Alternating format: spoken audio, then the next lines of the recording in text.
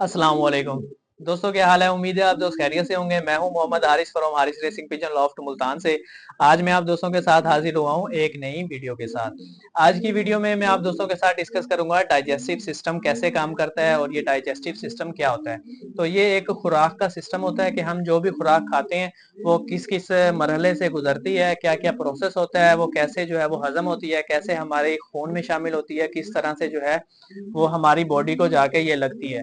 तो आज की ये वीडियो जो है डाइजेस्टिव सिस्टम से मुतालिक है। तो उम्मीद है आप दोस्तों को वीडियो पसंद आई होगी, पसंद आएगी। तो शुरू करते हैं। सबसे पहले जो है आप कोई भी चीज है, फल है या कोई भी मतलब जैसे चावल हो गए या रोटी होगी, वो आप खाते हैं। सबसे पहले वो आप निवाला जो है मुंह में रखते हैं। मुंह में ये होता है कि जो जुबान है वो टेस्ट देती है कि मीठा टेस्ट है या कड़वा है या नमकीन है, कोई टेस्ट है वो टेस्ट देती है। दूसरा जो है नाक से आपको ये पता चलता है कि इसकी स्मेल कैसी है, अच्छी स्मेल है या बुरी स्मेल है। अगर बुरी स्मेल है तो आप उसे बाहर निकाल देते हैं, मतलब जैसे बासी वगैरह हो गया या खराब खाना हो गया, वो आप नहीं खाते या पहले ही आपको स्मेल आ जाती है या मुंह में डालते हैं। कुछ ऐसे होता है कि बाद में पता चलता है, वो आप बाहर निकाल देते हैं। अगर अच्छी स्मेल होगी और अच्छा उसका टेस्ट होगा तो वो फिर आप उसे दांतों के जरिए चबाएंगे। दांत जो है वो चबाने में खुराक को मजीद जो है वो छोटे टुकड़ों में कन्वर्ट करने में जो है वो मदद देते हैं। इसके अलावा जो है अंदर एक मुंह के अंदर गदूद होते हैं जो कि जो हमारा थूक होता है ना उसको निकालने के लिए, तो वो जो है वो सेक्रीशन होती है इसकी सलाइवा की, वो खुराक के साथ शामिल होता है, खुराक को मजीद नरम भी बनाता है। और इसके अलावा जो है वो दांत उसे छोटे छोटे टुकड़ों में तकसीम करते हैं। छोटे छोटे टुकड़े जो है उसके बाद आप जो है उसे गले से निकलते हैं। उसके बाद खुराक की नाली होती है जो कि आगे मुंह से स्टार्ट होती है और मैदे के ऊपर जाके वो खत्म होती है। तो जैसे ही आप निकलते हैं, खुराक निकलते हैं, तो वो जो है आती है आपके मैदे में।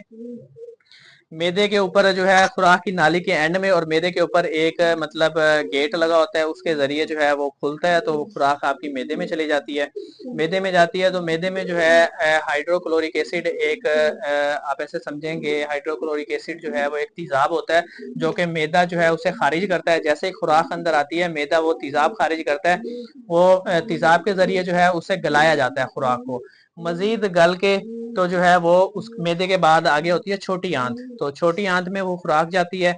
अब छोटी आंत में ये होता है कि हमारा एक लबलबा होता है जिसे पेंक्रियाज कहते हैं, और दूसरा जो है हमारा यहाँ पे एक पित्ता जिसे होता है, पित्ता जिसे कहते हैं कि हमारे लीवर के साथ एक पित्ता लगा होता है और जिगर के साथ एक पित्ता होता है। पित्ते से सेक्रीशन और इधर से जो है आपकी गाल ब्लैडर जिसे कहते हैं, उससे जो है वो पेंक्रियाज लबलबा, उससे सेक्रीशन जो है वो मिक्स होके छोटी आंत में आती है। तो मजीद उधर जो है ये कार्बोहाइड्रेट्स, प्रोटीन और फैट वगैरह की मजीद जो है उनकी तोड़ फोड़ होती है, उनके छोटे छोटे मतलब उसमें कन्वर्ट होती है। जैसे कार्बोहाइड्रेट्स पहले ग्लूकोज में कन्वर्ट होती है, उसके बाद ग्लाइकोज में कन्वर्ट होती है। तो मतलब उन्हें मजीद छोटे से मजीद छोटा जो है तोड़ा जाता है। उसके बाद छोटी आंत से जो है वो खून में शामिल हो जाते हैं वो ज़रात। जो भी हम चीज़ खाते हैं वो डायरेक्ट जो है हमारे खून में जो है वो जज़ब नहीं होती, बल्कि उनकी तोड़ फोड़ होके मजीद छोटे छोटे टुकड़े, मतलब छोटे छोटे इनमें इंजाइम और मतलब छोटे छोटे सेल्स में जो है वो तकसीम होके फिर वो हमारे खून में शामिल होती है। खून में शामिल होने के बाद जो है वो उसका एक अलग प्रोसेस है, वो मैं आप दोस्तों को अभी बताता हूँ। तो छोटी आंत से जो है वो चीजें, जो भी जरूरत की चीजें हैं वो हमारे खून में शामिल हो जाती हैं, बाकी जो है वो बड़ी आंत में चली जाती हैं।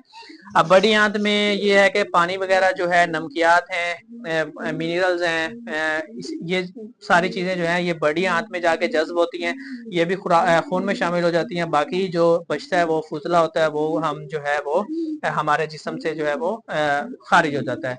तो जब जैसे ये खून में शामिल होता है उसके बाद ये चीजें जो है वो जिगर में जाती हैं। जिगर जो है कुछ चीजों को जिगर स्टोर करता है, कोई ऐसी चीजें होती हैं जो कि खून में ही शामिल रहती हैं, जैसे जो है वो मिनरल्स या विटामिन वगैरह हो गए, वो हमारे डायरेक्ट खून में ही शामिल होते हैं, जहां जहां जरूरत होती है वहां पहुंचते हैं।